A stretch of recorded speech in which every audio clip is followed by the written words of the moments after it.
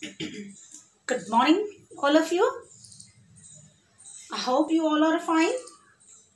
Today we are going to start the next chapter of the history, chapter 9, Women, Caste and Reform. Students, if you have the new book, then the chapter number is 8, and you have the old book, the chapter number is 9. Mainly, you can see the topic Women, Caste and Reform. यानी औरत, cast and सुधार.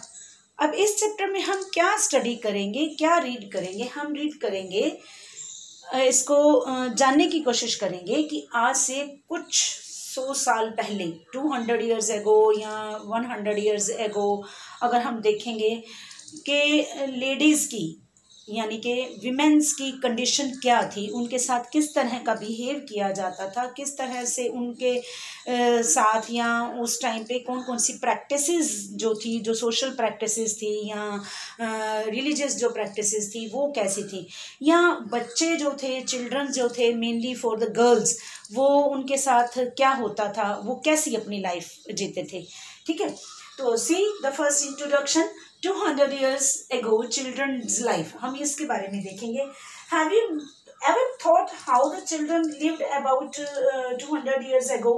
क्या आप सोच सकते हो कि 200 years पहले जो था वो बच्चों की लाइफ कैसी थी? नहीं, ये एक क्वेश्चन हो गया ना कि हमें कैसे पता चलेगा. लेकिन हम इसी चैप्टर के जरिए, हम इस बुक में, हमारे पास रिटर्न मटेरियल होगा, जो पुराना कुछ ऐसा हमें मिलेगा, तभी तो हमें पता चलेगा ना कि पहले क्या होता था. तो इस चैप्टर के जरिए, through this chapter we will study this. अब आज हम देखें तो nowadays the girls from middle class families go to school and often study with the boys. हम देख रहे हैं the most of the girls choose their study material and choose their school and they are taking education with the boys in the coed schools. हैं, आजकल ज़्यादातर यही है. और फैमिलीज़ भी आजकल मॉडर्न हो चुकी हैं. दे हैव द एक ब्रॉड थिंकिंग, उनकी थिंकिंग भी ब्रॉड हो चुकी है कि हमने गर्ल्स को पढ़ा के, एजुकेट करके हमने, और आजकल शायद बॉयज़ से ज़्यादा गर्ल्स जो हैं वो एक नई नई अपॉर्चुनिटीज़ को गेन कर रही हैं, है ना. तो जब वो ग्रोइंग हो जाती हैं, on the growing age, they choose their colleges, they choose their universities age पर their choice and taking job. They have to be adults before they are legally married. उनके पास इतनी अब चॉइसेस आ गई हैं कि वो अपनी मर्जी से शादी भी कर सकती हैं, अपनी मर्जी से अपने हस्बैंड को चूज कर सकती हैं, क्योंकि कानून में लिखा गया है कि वुमेन्स को बराबर का राइट दिया जा रहा है. ठीक है, according to the law they can marry anyone, even they can choose any community, any caste also, right. And the widows can also remarry. Widows मतलब वो लेडी जिसके हस्बैंड की डेथ हो चुकी होती है, फर्स्ट हस्बैंड की डेथ हो चुकी होती है, तो वो अपनी मैरिज दोबारा कर सकती है, रीमैरिज कर सकती है, राइट. और लेडीज आजकल जो है मेन की तरह वोट डालने का अधिकार भी लेती हैं. दे can choose the political line also. वो वोटिंग के लिए इलेक्शंस में खड़ी भी हो सकती हैं, स्टैंड हो सकती हैं. ऑफ कोर्स ये सारे राइट्स बेशक हमारे पास हैं. Of course these rights are not actually enjoyed by all, जबकि ये सारे राइट्स सबके द्वारा एंजॉय नहीं किए जाते. Reason is this, because the poor people have little और नो एक्सेस टू एजुकेशन. जो गरीब लोग हैं उनके पास ये एजुकेशन देने के लिए शायद उनके पास सफिशेंट बजट नहीं होता, सफिशेंट अमाउंट उनकी इनकम नहीं होती है. और कई फैमिलीज़ तो ऐसी होती हैं जो सोचती हैं कि गर्ल्स को हमने नहीं पढ़ाना. नहीं, ये गर्ल्स के लिए स्टडी नहीं होती, एजुकेशन गर्ल्स के लिए नहीं होती. वो अपनी मर्जी से अपने हस्बैंड की चॉइस भी नहीं रख सकती. क्यों? उनको उनके जो फैमिलीज़ हैं, उनकी जो मतलब कहते हैं ना, कास्ट में, बिरादरी में या धर्म में ये लिखा जाता है, कहा जाता है कि नहीं, अगर लड़कियां पढ़ेंगी तो ये बिगड़ जाएंगी, वट एवर. ये आगे आपका टॉपिक आएगा. Next topic is this. 200 years ago things were very different. जब 200 साल पहले क्या था कि चीज़ें बहुत चेंज थी। Most of the children were married off at an early age, छोटी एज में ही उनकी शादी हो जाया करती थी, ठीक है। और हिंदूज एंड मुस्लिम्स की में भी जो जेंट्स लोग होते थे वो एक वाइफ के होते हुए और लेडीज़ के साथ भी मैरिज कर सकते थे, ठीक है। उनके पास चॉइसेस थी कि वो कर सकते हैं, लेकिन लेडीज़ के लिए ऐसी परमिशंस नहीं थी। दे हैव द रिस्ट्रिक्शंस, उनके पास बहुत ज़्यादा रिस्ट्रिक्शंस लगाई जाती थी। बाहर नहीं जाना, पर्दे में रहना है, घर का काम करना है, आप ये नहीं कर सकते, वो नहीं कर सकते। वोट डालने का अधिकार भी बाद में, बहुत ज़्यादा बाद में उनको मिला, ठीक है। तो कई कंट्रीज के कई पार्ट्स में क्या था कि widows were praised if they choose death by burning themselves on the funeral fire. वो मतलब उनकी प्रेज की जाती थी, उनको वर्चुअस कहा जाता था। वर्चुअस इन द मीन्स के सदाचारी लेडी, पवित्र lady, she had a good character, मतलब उनका करेक्टर बड़ा अच्छा है। अगर वो अपने हस्बैंड की जो चिता है, जो उसका अंतिम संस्कार किया जाता है, उसके साथ अगर वो जल जाती है, उसके साथ अपने आप को बर्न कर लेती है, अपने आप को ख़त्म कर लेती है, उसका नाम रखा गया था। जो लेडी जल जाती है, it means Sati. Sati means virtuous lady, virtuous women, ठीक है। तो सती, ये सती प्रथा एक प्रैक्टिस जो थी, ये बड़ी बुरी, जिसको कह सकते हैं bad practice that at that time, ठीक है। और लेडीज को women's right to property were also restricted, and in many parts of the country people believed that if a woman was educated she would become a widow. अब उनके पास ना तो अपने husband की या फादर की किसी की भी प्रॉपर्टी में उनको राइट नहीं होता था। उनके पास ये राइट नहीं था कि वो अपना हिस्सा मांग सकें या वो प्रॉपर्टी में अपना राइट दिखा सकें कि मैं भी अपने फादर की या हस्बैंड की प्रॉपर्टी की हकदार हूँ। आजकल ऐसा नहीं है, the time is going change. आजकल बेटियाँ या वाइफ्स जो हैं वो बराबर की हकदार होती हैं। तो देश के कंट्री के कई हिस्सों में क्या होता था, लोग ये बिलीव करते थे कि अगर लड़की एजुकेशन ले लेगी या एजुकेटेड हो जाएगी, शी बिकम विडो अर्लियर, वो जल्दी विडो हो जाएगी, जल्दी विधवा हो जाएगी। इट मीन्स कि उसके हस्बैंड जो है उसकी डेथ जल्दी हो जाएगी। ये एक ऑर्थोडॉक्स थॉट्स थे उनके, थिंकिंग्स थी उनकी, जो वो सोचते थे, जिसके बिहाफ के ऊपर वो लेडीज़ के ऊपर अत्याचार करते थे, उनको टॉर्चर करते थे, या उनकी बातें नहीं सुनी जाती थी। लेडीज़ को एक मतलब बहुत ही नीचे लेवल का, पुअर लेवल का समझा जाता था उनको, ठीक है। See the differences between this topic, differences between the men and women were not only ones in society। अब यहाँ पे हम ये देखते हैं कि ऐसा नहीं है कि men और women के बीच का जो इशू था, डिफरेंस था, वो ही खाली एक प्रॉब्लम थी, नहीं, उसके साथ साथ प्रॉब्लम और भी थी। क्या थी? कास्टिज्म की प्रॉब्लम थी, यानी कि जो समाज था, जो लोगों की सोच थी, वो जाति पति के उसमें बटी हुई थी, जाति प्रथा के बीच में बटी हुई थी। कुछ लोग थे अपने आप को ऊंची जात का मानते थे, we are belongs to the upper caste, you are belongs to the lower caste. अब मेन टॉपिक ये आता है कि who are belongs to the upper caste and who are belongs to the middle class and who are belongs to the lower caste. Brahmin and Kshatriya belongs to the upper caste, they thought their as पर their thought, उनकी सोच के हिसाब से जो ब्राह्मण और क्षत्रिय थे वो अपने आप को अपर कास्ट का मानते थे। And the traders and the money lenders, जो traders and the money lenders were, जो पर्सन्स थे यानी ट्रेडर्स व्यापारी और मनी लैंडर्स वो लोग जो ज़मींदार हो गए, मनी लैंडर्स हो गए, जिनके पास पैसा होता था, खूब पैसा होता था, वो अपने पैसे को उसके ऊपर ब्याज के ऊपर, इंटरेस्ट के ऊपर लोगों को लोन देते थे, उधार देते थे, या बही खाता तैयार करते थे, अकाउंट्स प्रिपेयर करते थे, उनको वेश्य कहा जाता था। वेश्य यानी कि मिडिल क्लास में आते थे कि ये लिखित पढ़ित का काम जो है वो करना है उन्होंने। And who were the lower cast, the lower cast में उन लोगों ने, जो अपर कास्ट वाले हैं, उन लोगों ने एक कैटेगरी बना दी थी कि ये लोअर कास्ट में आते हैं। कौन आ जाते हैं? पोर्टर्स हैं, वेवर्स हैं, आर्टिसंस हैं, या जो साफ़ सफाई वाले अनटचेबल लोग हैं, उनको लोअर कास्ट में डाल दिया गया था।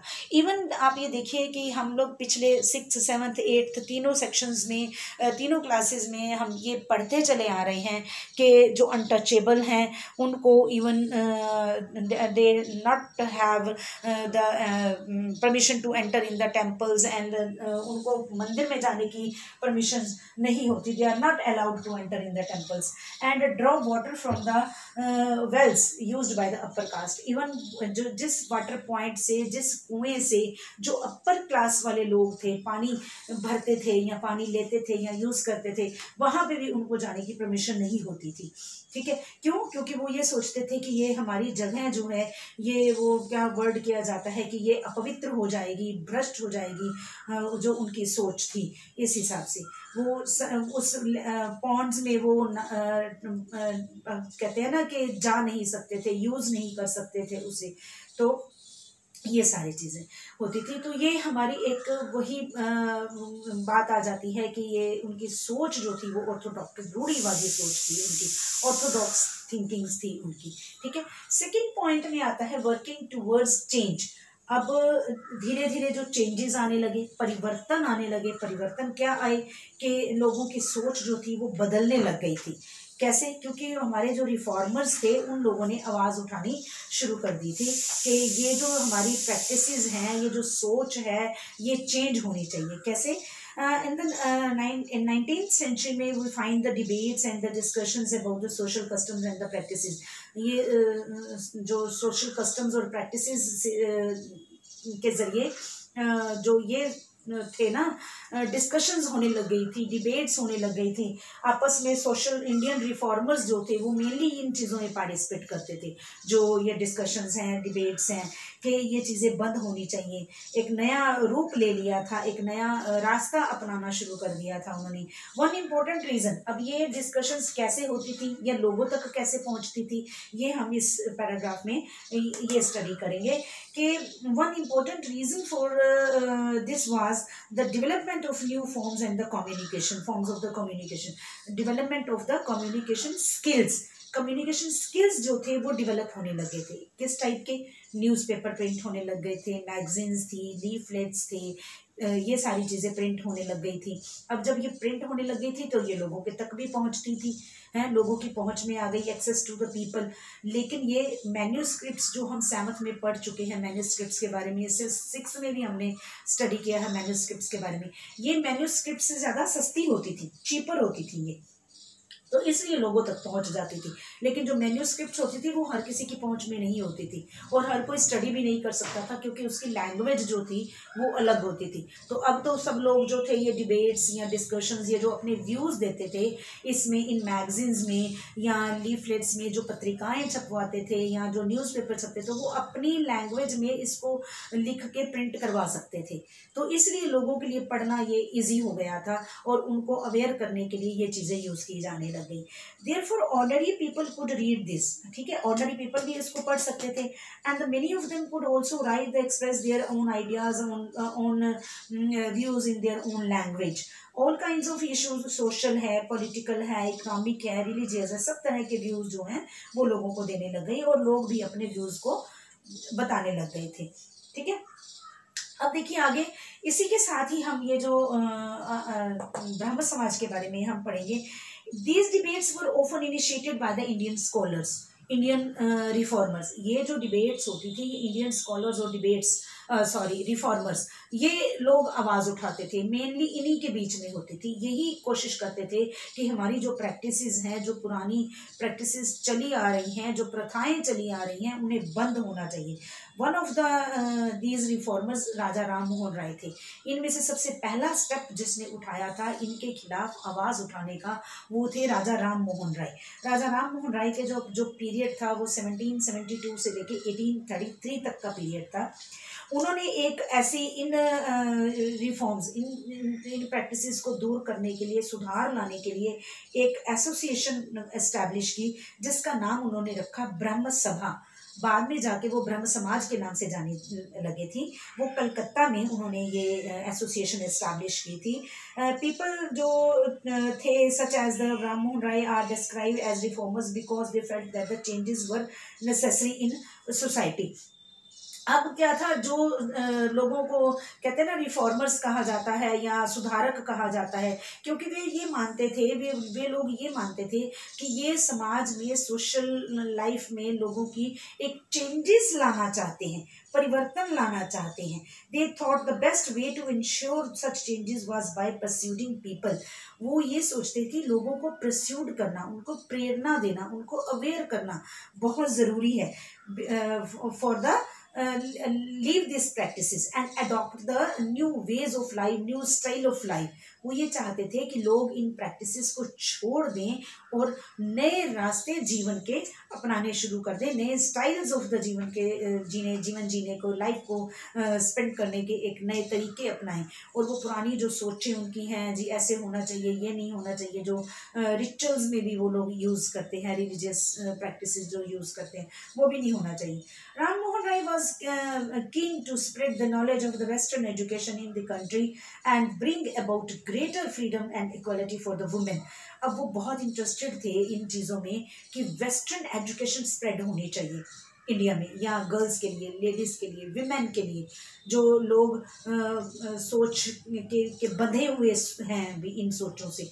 तो लेडीज़ को अगर वेस्टर्न एजुकेशन दी जाएगी तो वो अपने घर के कामों में जो डोमेस्टिक वर्क्स हैं उनके साथ साथ वो कुछ और भी सीख पाएंगी, या डोमेस्टिक वर्क्स को ही एक अच्छे तरीके से सीख पाएंगी। ये चीज़ें वो लोग सोचते थे। Kitchen and not allowed to move out, जब जिनको ये परमिशन नहीं होती थी कि वो घर से बाहर चले जाएं या घर से बाहर निकलने की परमिशन नहीं होती थी उनको, तो अगर उनको वेस्टर्न एजुकेशन दी जाएगी, पश्चिमी शिक्षा दी जाएगी, यानी कि फॉरेन लैंग्वेजेस में उनको पढ़ाया जाएगा, तो मेनली वो इस चीज़ को डेवलप कर पाएंगे, अपनी सोच को बदल पाएंगे।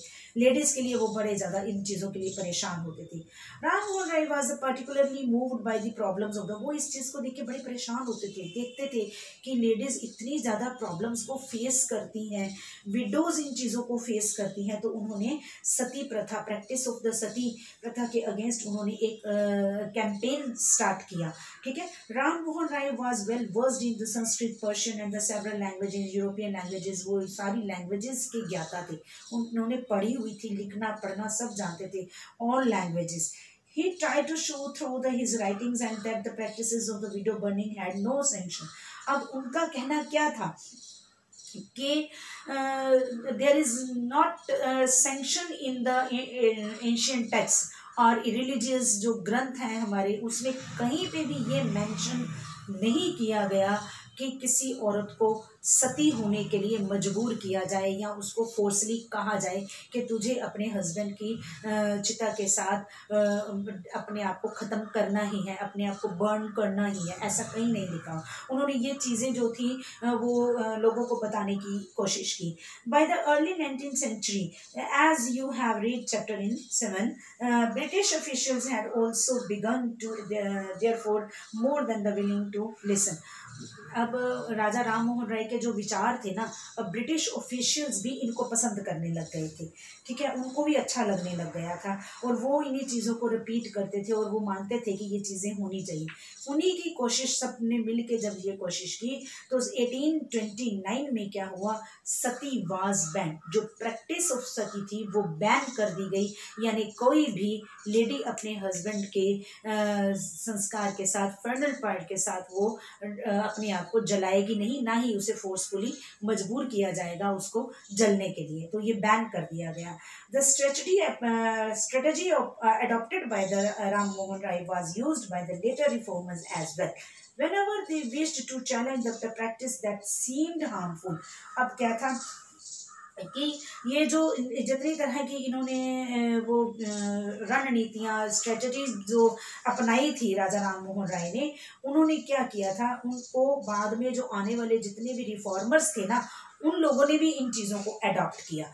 उन्होंने इसलिए अडॉप्ट किया कि उनको राजा राम मोहन राय की बातें अच्छी लगी। उन्होंने भी इस चीज़ को अनाउंस किया कि ये जितनी भी प्रैक्टिसेस हैं, ये जो इनके साथ किया जाता है, ये समाज के लिए हार्मफुल हैं और धार्मिक ग्रंथों में, एंशियंट टेक्स्ट में, रिलीजियस जो हमारे ग्रंथ हैं उनमें कहीं नहीं लिखा हुआ कि हमें प्रैक्टिस ऑफ सती जो है वो अपनानी चाहिए, नहीं लिखा हुआ था। ठीक है, तो उसमें से मेन जो रिफॉर्मर्स और आए उनमें ईश्वर चंद्र विद्यासागर थे, ये ईश्वर चंद्र सागर थे जो रिफॉर्मर्स आए थे।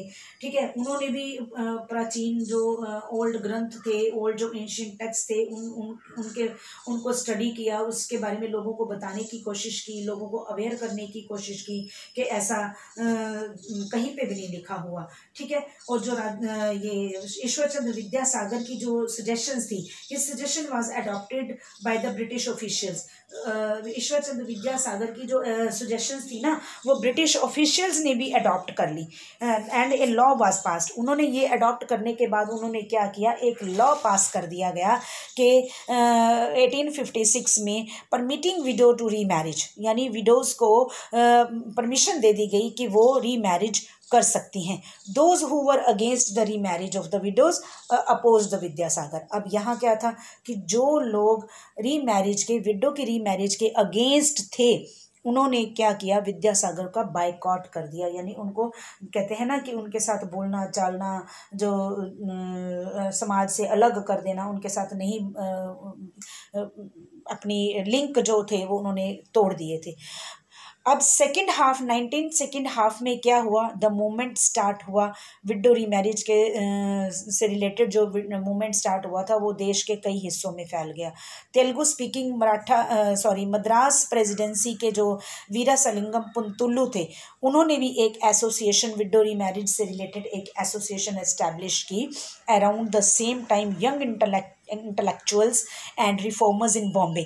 अब उनका साथ किन्होंने दिया, जो यंग इंटेलेक्चुअल्स थे, बुद्धिजीवी थे, जो इन चीज़ों को समझते थे, यंगस्टर्स थे उस टाइम के, उन्होंने कसम खाई ये कि हम इस चीज़ में आगे बढ़ चढ़कर भाग लेंगे और हम विडो री मैरिज में लोगों को सपोर्ट करेंगे। उनमें से स्वामी दयानंद सरस्वती थे, जिन्होंने एसोसिएशन, एक रिफॉर्म एसोसिएशन उन्होंने एस्टैब्लिश की आर्य समाज के नाम से।